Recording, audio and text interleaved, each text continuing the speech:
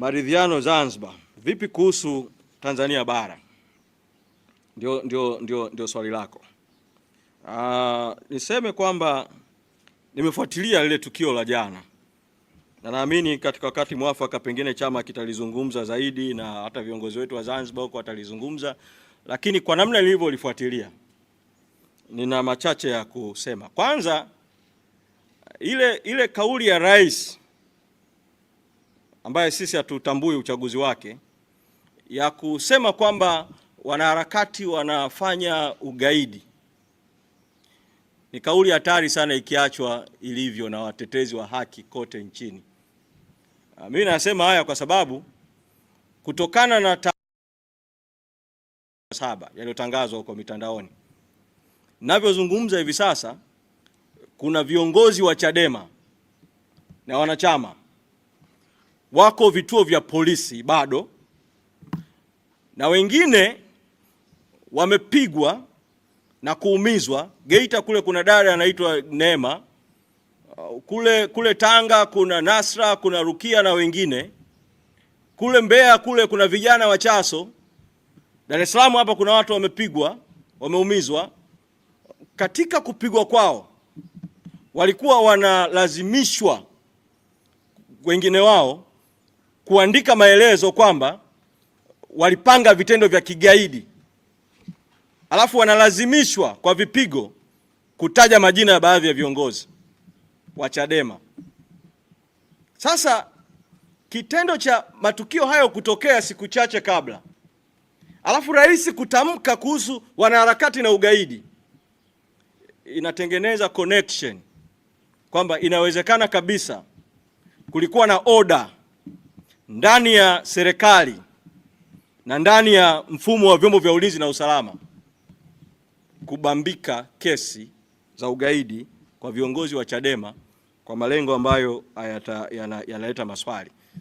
Sasa hii behavior ya kuingiza neno ugaidi kubwa sana katika masuala ya kiraia ya watu imekuwa trend ya hii serikali. Mwaka 2021 baada ya Mwenyezi Mungu kumtoa Magufuli, Mwenyezi Mungu amlaze mahali pema, alipoingia Samia, Chadema ilipoanza tu ziara ya katiba mpya kwa makongamano ya ndani, rais akasema kuna chokochoko za katiba. Mwenyekiti Mboya akiwa Mwanza akakamatwa, akapewa kesi ya ugaidi kwa sababu ya katiba mpya. Sasa leo wakati nchi inazungumza katiba mpya, free Tundu Lissu, rais anarudia kile kile, kipateni ile ile. Ni ishara ya kwamba hakuna maridhiano, kuna tangazo la vita dhidi ya wanaharakati na by extension vita dhidi ya Chadema na viongozi wa Chadema. Kwa hiyo kuna unafiki uliofanyika Zanzibar wa kusema kitu tofauti na kufanya tofauti. Bibi nasema mazungumzo ni moja ya nyenzo ambayo sisi kama Chadema tunaamini katika kushughulikia matatizo. Tunaamini kwenye mapambano, tunaamini kwenye mazungumzo. Lakini sisi tumesema tunaamini kwenye mazungumzo ya dhati. Sasa tukasema tunataka mazungumzo ambayo kutakuwa na wasuluhishi huru, preferably wa kimataifa. Serikali inasema hatutaki mazungumzo, hatutaki wapatanishi, hatutaki wasuluhishi. Alafu kule Zanzibar kuanzia Novemba CCM kuna wasuluhishi, kuna wapatanishi, Karume, Shein. Na foundation ya mazungumzo ya Zanzibar imejengwa kwa miaka mingi ya mazungumzo ambayo yalihusisha jamii ya kimataifa kuanzia wakati Commonwealth ilipokwenda kuingilia matatizo ya Zanzibar. Kwa kule Zanzibar inaonekana ni sahihi kuleta watu wa nje kushughulikia mgogoro, lakini muungano Tanzania inaonekana ni shida. Sasa nataka kusema kwamba tutayazungumza haya na tutatoa mwelekeo, lakini ninachokiona ni kwamba ACT imeamua kwa mara nyingine tena pamoja na mauaji ya tarehe 29 ya watu na siku zofuatia, kusaliti damu za watu na kusaliti harakati za mabadiliko. Kumezungumzwa kule, moja ya mambo watakayozungumza watakapoingia kwenye serikali ya umoja wa kitaifa na tume itakayoundwa ni kwamba watazungumza kuhusu marekebisho ya katiba ya Zanzibar.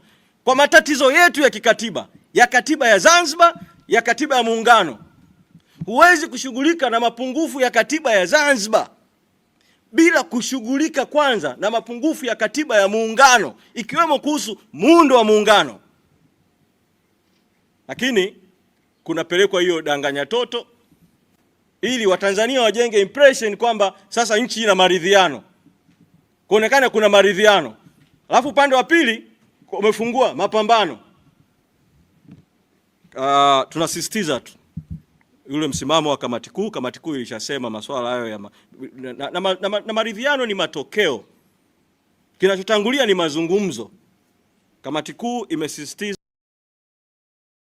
hizo ya awamu tofauti tofauti kwamba waje wasuluhishi au wapatanishi wa kimataifa kuja kama kuna hitaji la mazungumzo yoyote yale, kuja kufanya mazungumzo, kwa sababu sisi tumeshiriki mazungumzo na watawala, na mimi nimepata bahati ya kuwepo kwenye timu ya mazungumzo kuanzia na rais mwenyewe mwezi Mei mwaka 2022 pale Ikulu Chamwino, mpaka kwenye timu ya mazungumzo ya watu watano kila upande. Tumezungumza kwa namna tulivyozungumza nao kwa kipindi chote tulichozungumza nao, na baada ya mauaji ya Oktoba na yote yaliyotendeka, hakuna namna kwamba utawala huu haramu dhalimu unaweza kuaminika kwamba ndio uongoze mazungumzo. Kwa hilo ndio naweza kusema katika hatua hii. Kwa hiyo tunasisitiza tu kwamba tutaendelea na mapambano, lakini milango yetu iko wazi kwa mazungumzo ambayo yatakuwa mazungumzo ya haki. Sasa kule Zanzibar rais akarudia tena kutumia neno la Mungu, na ndio nitahitimishia hii hapa kwa swali uliouliza. Akanukuu Mathayo 5 kuhusu heri wapatanishi. Kwa hiyo ni kama vile wanasema watu ambao hawataki kupatana wana shida. Rais amesahau kwamba ukisoma Mathayo 5 kuhusu zile heri zote, kuna heri wenye njaa ya kiu ya haki, heri wanaodhulumiwa, wanaoonewa, kuna heri kadhaa. Sasa mimi ni waombe wanachadema na Watanzania kuendelea kuwa na kiu ya haki, kuendelea kuwa na njaa na kiu ya haki, pamoja na kuonewa, pamoja na kuumizwa, lakini tusonge mbele. Tunaamini mwisho wa siku haki itatimia. Na kwa ndugu zangu Waislamu, ile sura ya kwanza ile Al-Fatiha, kuna mstari mmoja huwa nikisikia huwa napenda sana kuusikia.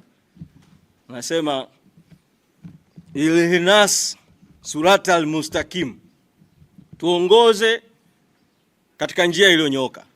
Na kule katika Qur'ani kuna mahusia mengi kuhusu haki na kuhusu kupambana na ubatili. Na katika hadithi za Mtume Muhammad sallallahu alaihi wasallam kuna hadithi nyingi sana kuhusu, na moja hapo inasema jihadi iliyo bora ni kusema ukweli kwa utawala dhalimu, na inazungumza kuhusu unafiki, kwamba mnafiki ana sura mbili na sifa zake ni tatu: akisema asemi ukweli, akiahidi hatimizi, akiaminiwa anasaliti. Tusiingie kwenye mtego wa kubariki unafiki, tubaki kwenye mstari ulionyooka. Katiba mpya, free Tundu Lissu, ukweli, haki, uwajibikaji, mauaji ya Oktoba, tone tone, focus pale, istikama, focus pale. Naamini kuna siku kitaeleweka. Asanteni sana.